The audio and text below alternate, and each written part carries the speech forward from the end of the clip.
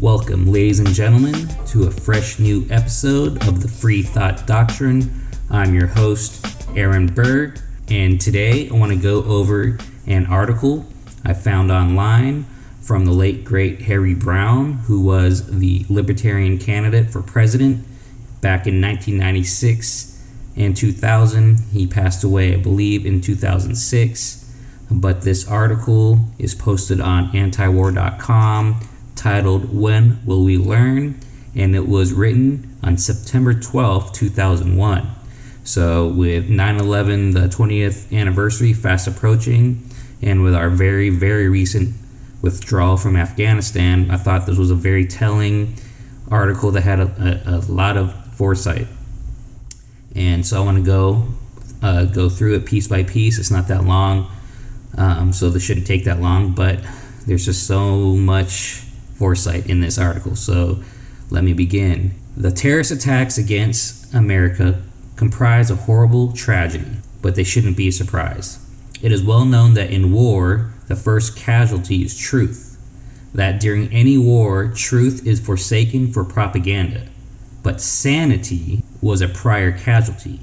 It was a loss of sanity that led to war in the first place.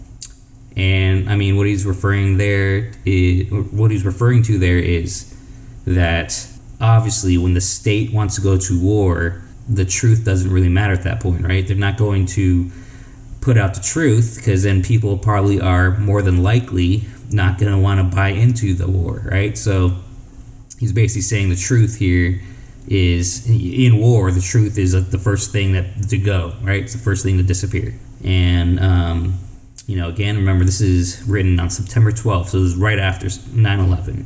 And honestly, no one really knew what the hell was going on back then. At that very next day, I mean, yes, there was a narrative already being created, but I mean, if anybody's old enough to remember, you could remember how the fog of war, as they call it, was definitely a thing. So going on in the article, how our foreign policy has been insane for decades. It was only a matter of time until Americans would have to suffer personally for it. It is a terrible tragedy of life that the innocent so often have to suffer for the sins of the guilty. When will we learn that we can't allow our politicians to bully the world without someone bullying back eventually? And so what he's saying here is that American foreign policy prior to 9/11, for basically most of the 20th century, or at least since World War II, was us going around the world basically doing whatever the fuck we wanted to, right? Imposing our ways onto other countries. I mean, he goes right into it in the next paragraph, so we'll go over this. Continuing, President Bush has authorized continued bombing of innocent people in Iraq. President Clinton bombed innocent people in the Sudan, Afghanistan, Iraq, and Serbia. President Bush Sr. invaded Iraq and Panama. President Reagan bombed innocent people in Libya and invaded Grenada. And on it goes. Did we think the people who lost their families and friends and property and all that destruction would love America for what happened? When will we learn that violence always begets violence? And so that's what I mean. We had policies where essentially we were the world's police. I mean, this holds true till today.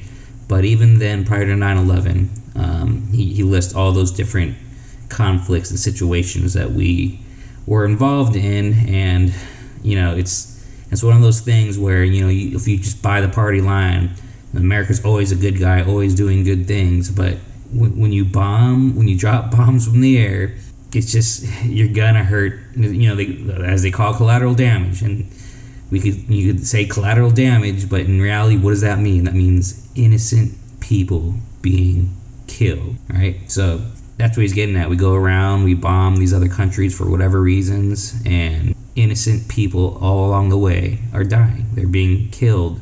I would say they're being murdered, right? And what he's saying is like, the chickens come home to roost kind of thing, right?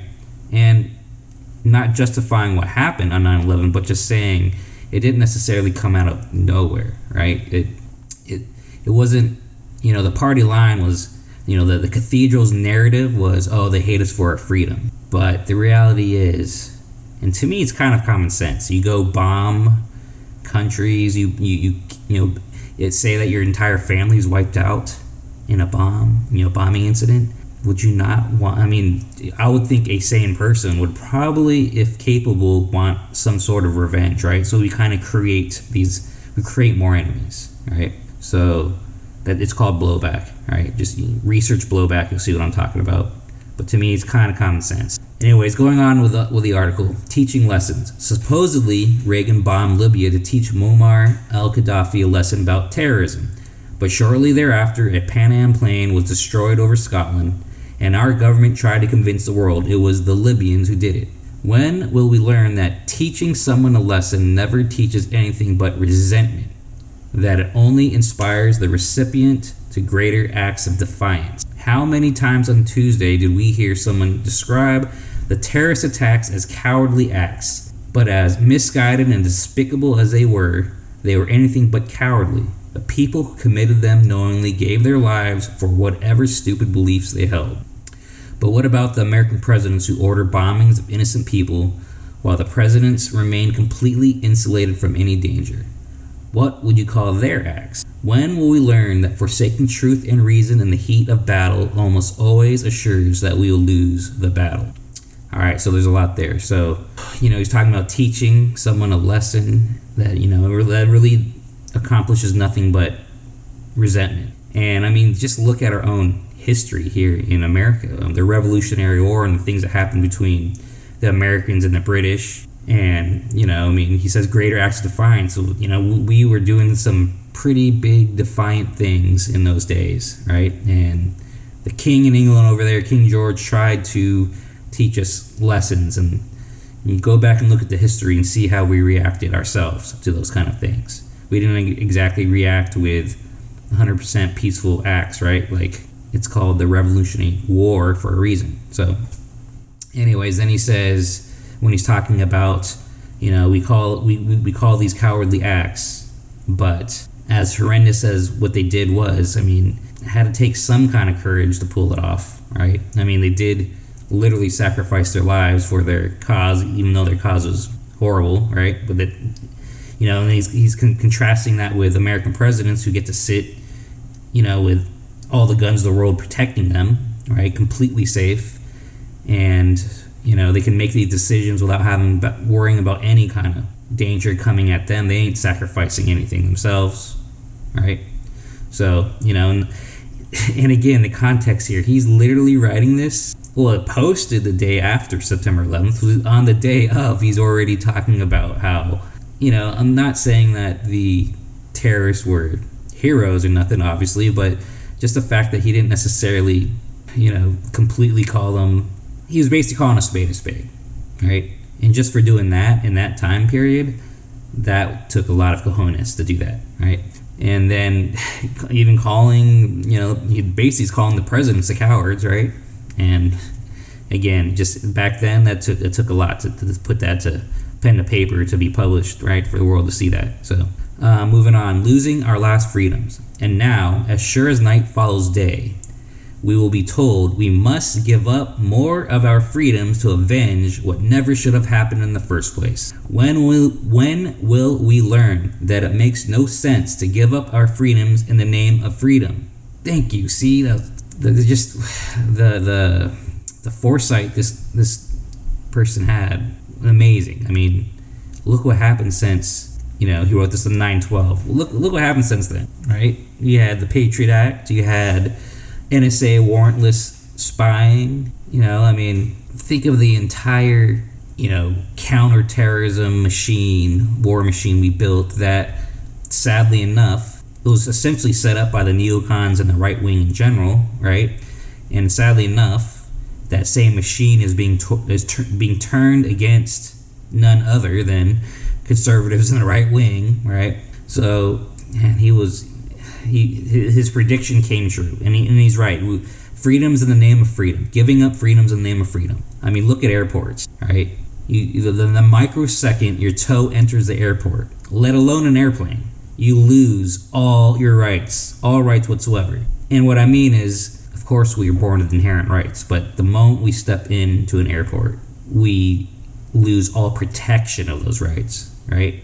Like, you literally are becoming subservient to the government in all senses of reality. You're literally beholden to the dictates of airport officials, TSA agents, you name it. You have no right, and you give someone the wrong look, and it's just put it though, there's no resisting. If you refuse to comply with any of their dictates, they can and will kill you. It's just a fact of life. If you alone were to resist, it would not end up. You would not end up in a good situation. We'll just put it that way. I mean, I just said you could end up dead, right? It's just like any other confrontation with the authorities in society today. But you go walk in an airport now is like the greatest example of having no rights, right? He called it. It all happened because of 9/11, and he's calling it, right? We basically give up any and all of our freedoms, because someone can make the argument, well, you're not forced to go to the airport or fly. But here's the thing is, in order to willingly enjoy one of the greatest advancements in human history, air travel, right?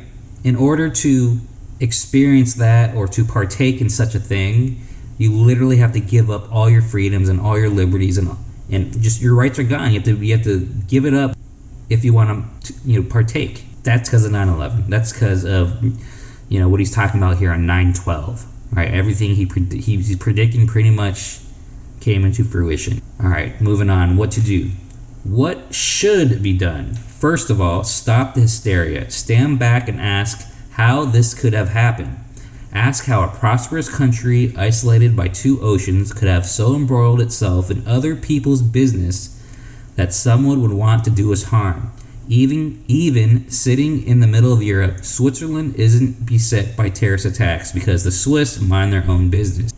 All right, so he's getting at a really core point here, right? That the knee-jerk reactions, which pretty much everyone had, the majority of people had, including myself at the time, to what we were watching there on TV, and worse, the people that were more closely connected, but that automatic urge for revenge is what he's getting at, right? And he was saying that what we should have done back then, and this obviously wasn't done back then, but you could take this knowledge for the future, is he's saying stand back and ask yourself, how did this happen? What did we do? What did our government do? What policies were in place that drove people to do such horrific acts, right? Because it's not necessarily, at least at the time, it wasn't necessarily happening to these other entities. It was happening to us, right? And what did we do? What were we supporting, right? And it's he's alluding to exactly what he brought up a few paragraphs above about it was our policies, the bombings. Scott Horton has talked many times about how you just listen to the words that Al Qaeda and Muhammad Atta were talking about. They were talking about troops in Saudi Arabia. They were talking about our support for Israel. I mean, there's certain policy things. This stuff didn't just come out of nowhere. And yes, they use the narrative coming for your freedoms and all that, or they hate us because we're free or whatever. But that was religious reasons or whatever. But at the end of the day, just like I mentioned earlier, it's policies, right? It's when you go overseas and you kill innocent people just because we're this big mighty nation. It's not like that strength alone doesn't justify that, right? And then did I even go? Okay, moving on. Second, resolve that we won't let our leaders use this occasion to commit their own terrorist attacks upon more innocent people, foreign and domestic, that will inspire more terrorist attacks in the future. Exactly what I'm just saying, right? Blowback. And this is, and look, not only did they not heed his advice, they literally did the opposite of what he was saying. Or you can say that we allowed our leaders to do the opposite of what he was saying, because that's exactly what happened. We went around the world bombing and killing a lot of innocent people, and he says foreign and domestic. So foreign, that's 100% true, right? I mean, I've read statistics where the initial shock and awe in Baghdad killed like 94% of civilians, or at least had casualties of 94% civilian, right? So again, it's that quote unquote collateral damage, but the collateral damage is human lives, right? And he says it right there. He called it right there. All right, moving on. Third, find a way with enforceable constitutional limits to prevent our leaders from ever again provoking this kind of anger against America. Well, that absolutely did not happen, right? I mean, they didn't even declare war. In fact, this was written on September 12th. The invasion and the bombing started October 7th of that year. So not even a month later, without a declaration of war, we went right. Well, yeah, constitutional limits that enforceable. Yeah, that absolutely did not happen. And then here's the last part. Patriotism. There are those who will say this article is unpatriotic and un-American. This is not a time to question our country or our leaders. When will we learn that without freedom and sanity, there is no reason to be patriotic? And that concludes the article by Harry Browne. And he hit the nail right on the head right there. And I know I've said this multiple times already, but this was written the day after 9/11, where if you were to say, and I remember this because I was so caught up in this myself, they had commercials on TV where they would literally show like a neighborhood and then be like the first graphic would be 9/11 and it would show a neighborhood. And the next graphic would be 9/12, and it'll show that same neighborhood with a bunch of U.S. flags on it, right? Like, everybody was patriotic. Everybody on TV wore the U.S. flag lapel pin. And, I mean, not everybody, but, 90% of everybody, pretty much, right? And basically, even if I had heard what he was saying back then, granted, I was only 17 years old, so I was only a kid, but I would have thought he was being a traitor at the time, right? And so again, this guy had the balls to say these things at the time when absolute war fervor was going on, when we were all out for revenge, we wanted blood. And like I talked about in my last episode, the media was fueling that big time. And you had someone like Harry Browne who had the foresight and knowledge to say exactly what he says in this article, which is not that long, but just hit some extremely important points. So, and just to continue, the violence begets violence, right? Like, we created more terrorists in the last 20 years than we did prior to that. I mean, people might say, well, we haven't had another 9/11, right? That maybe doing these things, fighting over there so they don't come over here, that argument. But, I mean, let's look at the last 20 years worth of attacks, or there were a lot of attacks actually all over the world. You had all those, in Europe there, there were a lot of attacks all over the world. You had a lot of attacks that were, not counting the fake ones the FBI tried to set up people with, but that there were attacks that were either about to happen or did happen. I mean, you had the shoe bomber, the underwear bomber. You had, which those attacks were spoiled. There was also one that was supposed to go off like over Detroit on Christmas that was spoiled. So thankfully those are spoiled. But I mean, what about the San Bernardino attack, or what about the Orlando club attack? Remember that one? I mean, there were a bunch of attacks overseas, and I remember in Europe they had they shot up like an Ariana Grande concert. I mean, there were the attacks where they had like trucks and buses like running over people. And there's been attacks, and there's been a lot of spoiled attacks. The Boston bombing, right? The Boston Marathon bombing. It's not like that. It's not like fighting over there prevented really anything, right? So, and I buy into the argument that it's only created more, right? So, and there's really so many ways. I mean, just look what happened last week.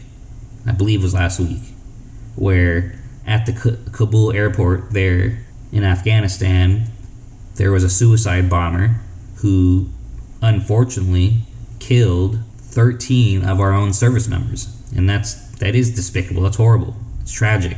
And in no way do I justify that whatsoever. And honestly, given everything I just said, I don't think we should have been there in the first place. So they shouldn't have been there in the first place for this to happen. And it did, and it sucks, and it's horrible. But what was our response? I mean, we definitely didn't heed his advice, right? We definitely didn't heed his advice where he's talking about, kind of, taking a step back, standing back, and assessing how could this happen, all that. We just, boom, just reacted, right? Just reacted. And then look at the reports. Look at all the reports coming in where, once again, it seems to be every single time we happen to kill innocent people, innocent kids. There were 10 of the victims were civilians, 7 of the 10 were kids, and one was as young as 2 years old. And I'm sorry, but killing kids is killing kids, right? Like, bombing children is bombing children. It is an evil act, and I don't care who does it, whether it's us or anybody else. It's evil and it's wrong. And I'll never, ever stand for that. I don't care what layered arguments people try to use to rationalize and justify such actions. But not only is this perpetuated via stolen funds, meaning tax dollars taken by the barrel of a gun, so that is an immoral act in of itself, but then that money directly funds the bombing of innocent people, of children, right? Like, someone told me, well, at least, it might sound bad, but at least, they're killing kids over there. At least it's their kids and not our kids. Well, I'm sorry, but kids are kids. Human beings are human beings. Innocent people are innocent people. Innocent kids are innocent kids, right? I'm sorry, I don't see the world that way. At least not anymore, all right? Maybe when I was 17 back when 9/11 happened, but definitely not now. Definitely not 20 years later. And it didn't take me 20 years to get to this point, right? Like, to me, that is no justification. And you'll never win me over on that one, right?